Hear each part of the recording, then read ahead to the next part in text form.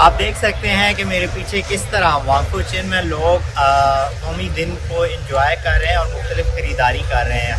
तो कौमी दिन जो है वो नहायत जोश व जज्बे के साथ यहाँ मनाया जाता है। मनाने के तरीके मुख्तलिफ होते हैं मुख्तलिफ अदवार में, लेकिन इनमें छुपा हुआ जो जज्बात और वतन से मोहब्बत है वो यकसा होती है।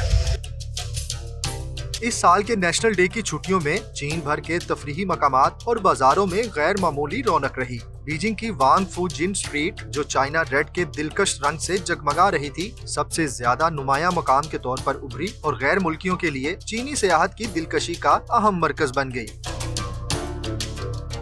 इस वक्त मैं मौजूद हूँ वांगफू में, और वांगफू आप पीछे देख सकते हैं कि चीनी किस तरह कौमी दिन मना रहे हैं और किस तरह लुत्फ़अंदोज़ हो रहे हैं, तस्वीरें ले रहे हैं। तो आइए आपको मज़ीद दिखाते हैं वांगफू की स्ट्रीट में जो कौमी दिन मनाने के हवाले से चीनी किस तरह जोश व जज्बा पाया जाता है उनमें, और वो कौन सी खरीदारी कर रहे हैं।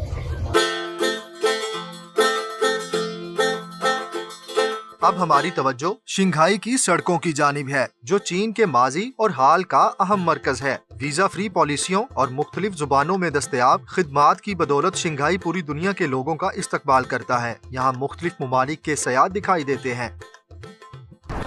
मेरा नाम मॉर्गन है, मैं बेल्जियम से हूँ। मेरा नाम चबी है, हम बार्सिलोना से आए हैं। मैं यहाँ छुट्टियाँ गुजारने आई हूँ। मैं पिछले 15 दिन से सफ़र कर रही हूँ और शंघाई, शेंचन, हांगकांग और चोंगचिंग जा चुकी हूँ। स्ट्रीट्स में सब लोग बहुत मिलनसार हैं और मुझे यहाँ बहुत मज़ा आ रहा है। मुझे तो इस शहर से मोहब्बत हो गई है। हम जर्मनी से हैं। हम एक्सचेंज प्रोग्राम के तहत आए हुए तालिबे इल्म हैं और 3 माह से यहाँ हैं। ये हमारा चीन आने का पहला मौका है।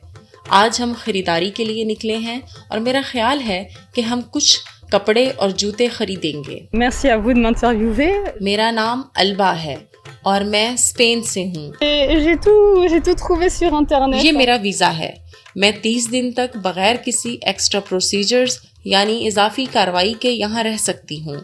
मुझे वीज़ा फ्री एंट्री मिली है। मैंने सारी मालूमात ऑनलाइन हासिल की और अपने तमाम मकामात और होटलों के बारे में एक पावर पॉइंट भी बनाई। ये सब मैंने खुद तरतीब दिया है। दिसंबर से पहले यूरोप के शहरियों को 30 दिन तक के क़याम के लिए वीज़ा की ज़रूरत नहीं होती, इसलिए ये बहुत आसान है।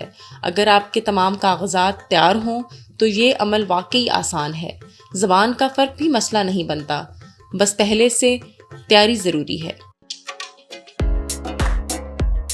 शंघाई के बैनुल-अक़वामी माहौल के मुकाबले में एक और शहर चंगदू भी नुमाया हो चुका है। छुट्टियों में तकरीबन 2 करोड़ 86 लाख सयाहों ने यहाँ का रुख किया, जिससे ये सबसे मकबूल शहरों में शामिल हो गया। चंगदू में बड़े शहर की चहल पहल भी है और पुरानी गलियों में बसा सादा मगर दिलकश रोजमर्रा का मंजर भी, और इसके मशहूर पकवानों की खुशबू हर किसी को अपनी जानिब खींचती है। ये देखें, ये हमने बहुत ही यूनिक चीज़ यहाँ पर जो है तलाश की है आपके लिए कि फ़ॉरनर जब ट्रैवल कर रहे होते हैं चाइना में, तो सबसे बड़ा मसला ये होता है, ना सिर्फ चाइना बल्कि दुनिया के मुख्तलिफ ममालिक में, कि वो अपना टैक्स रिफ़ंड कैसे कर सकते हैं। तो यहाँ पर आपको एयरपोर्ट पर जगह जगह टैक्स रिफ़ंड के इस तरह के बूथ नज़र आएंगे। आपने क्या करना है कि अब AI का इस्तेमाल करते हुए आपने जस्ट सिर्फ इसको क्लिक करना है और आपको वो दिखा देगा कि आपका टैक्स रिफ़ंड कितना है।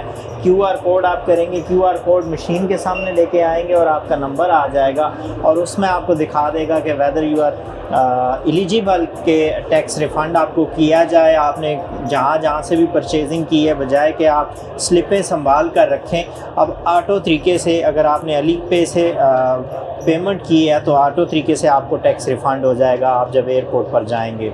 ये बहुत ही यूनिक और ज़बरदस्त है और AI का सही इस्तेमाल है।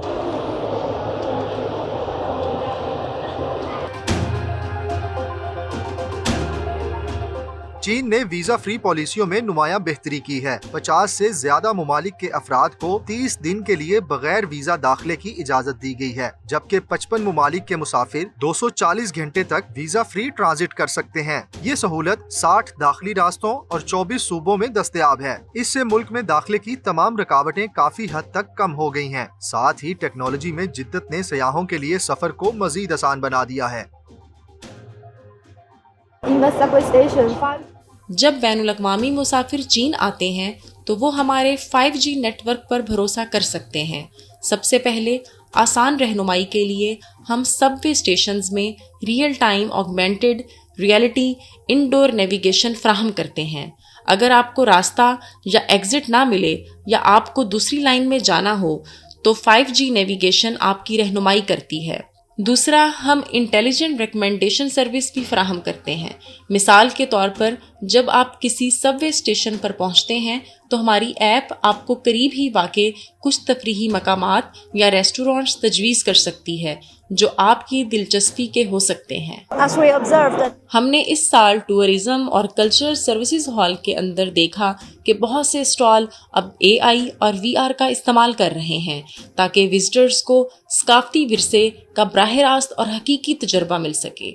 जो चीज़ मुझे सबसे ज़्यादा हैरान कुन लगी वो थी old summer palace.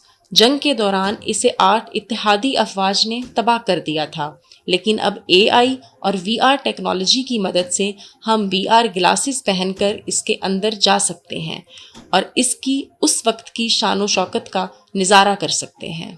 I think that is मेरा ख्याल है कि ये बच्चों को तारीख सिखाने का सबसे मौसर तरीका है। वो इसे बहुत पसंद करते हैं और VR के ज़रिए बहुत तेज़ी से सीखते हैं। इस तरह पुरानी चीज़ों को दोबारा जिंदा करना एक शानदार इक़दाम है।